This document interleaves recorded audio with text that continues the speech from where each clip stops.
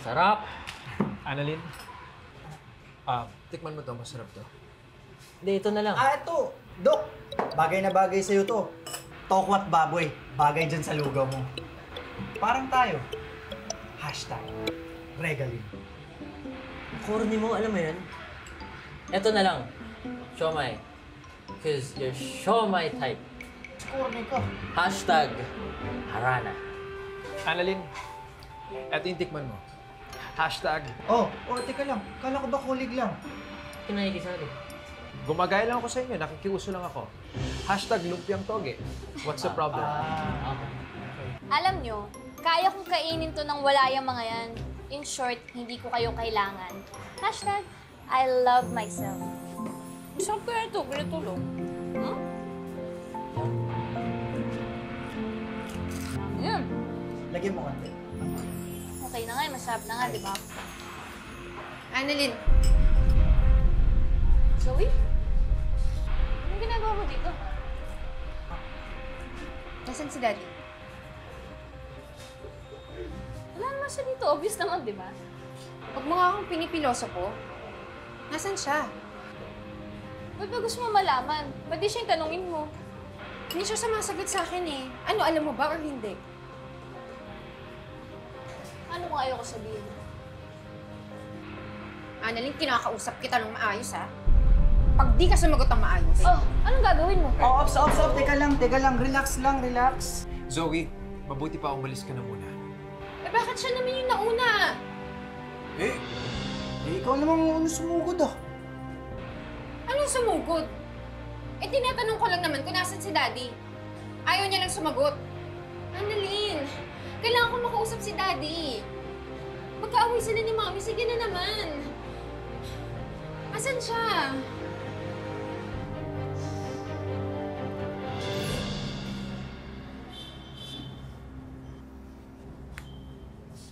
O yan, sinayin ko na sa'yo kung nasan siya.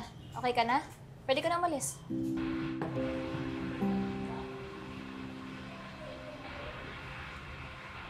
Salamat.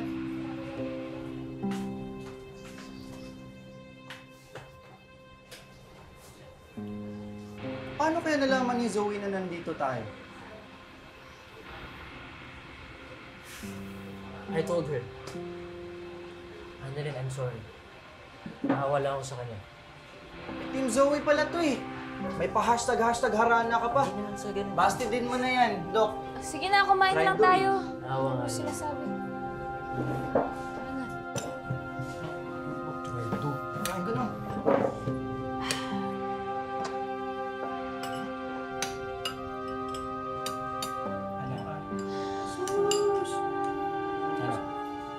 Ano sinabi?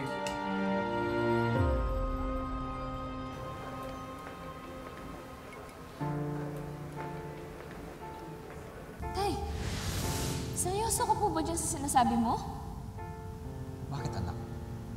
Hindi mo ba pinangarap na mabuo yung pamilya natin?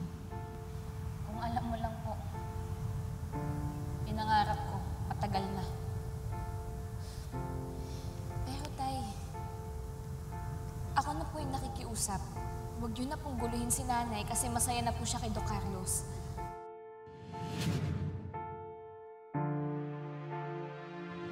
Papayag ako na magiging friends ulit kayo ni Lynette on one condition. Titira na tayo sa Amerika and we are leaving today. I can't believe that you would give me that ultimatum. Hindi ako alis. Hindi ako sasama sa'yo. Why? Dahil ba may relasyon na kayo ulit ni Lynette kaya hindi mo siya maiwan?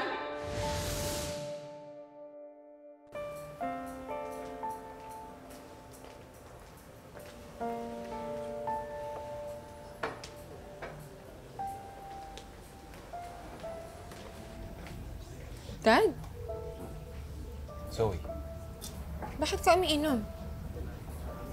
how did you know I was here? Tinanong ko si Annalyn. Dad, huwag ka na magalit kay Mami. Hindi ko alam, Zoe, kung paano mo kinakaya yung ugali ng mami mo. Dad, naiintindihan naman kita. Pero Mabait naman si Mommy eh. Misunderstood lang siya. And she's just doing this to protect our family. Kaya niya gustong pumunta kami ng US? Yes. Kasi ayaw niyang magkalapit kayo ni Tita Lynette. Dad, you have to understand her. You're trying to be friends with the person who ruined our family. Paano kung maulit-ulit yun? Hindi na mauulit yun. O sige nga, you try to put yourself in Mom's position. Yung mahal mo, may nilalapitang ibang tao. Kahit sino naman ma-hurt. Magsiselos. Magagalit.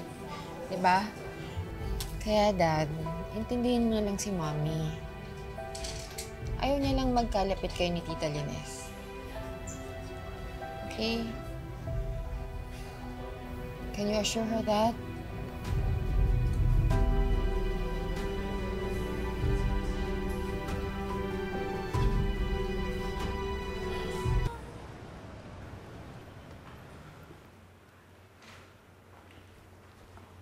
Zoe! Robert! Robert!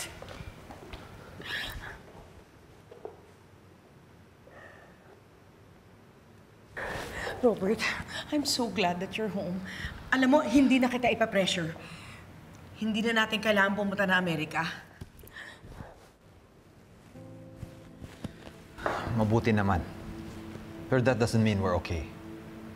Robert naman, ano ba bang kailangan kong gawin? Baguhin mo ang ugali mo, Moira. Para maging okay tayo. Oo na, pero baka naman pwedeng hindi ka na makapagkita kay Lynette. Si Lynette ang dahilan why I go ballistic sometimes. Hindi, Moira. May ugali ka talaga. Ibang-iba. Ibang-iba kanino? Ano, kay Lynette? Si Lynette na naman? Hindi. Ibang-iba ang ugali mo kaysa sa dati. Nung bago tayo magkakilala, nung pagkagising ko after ko makoma, it was like you were wearing a mask. Pero unti-unti, natatanggal ang maskara mo.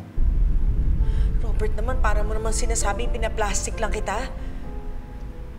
Maybe. Who knows?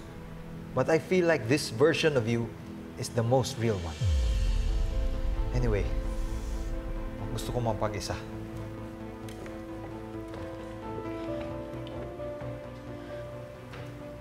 Ano yun?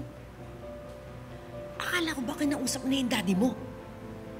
Mom, wala naman akong magagawa sa kung anong nakikita ni Daddy. Memory lang na may nawala sa kanya, hindi naman yung paningin niya. I've been telling you this. Sabi ko sa'yo, itago mo muna yung mga sungay mo. Dahil yan ang sisira sa lahat ng efforts natin. Bad mo kasi.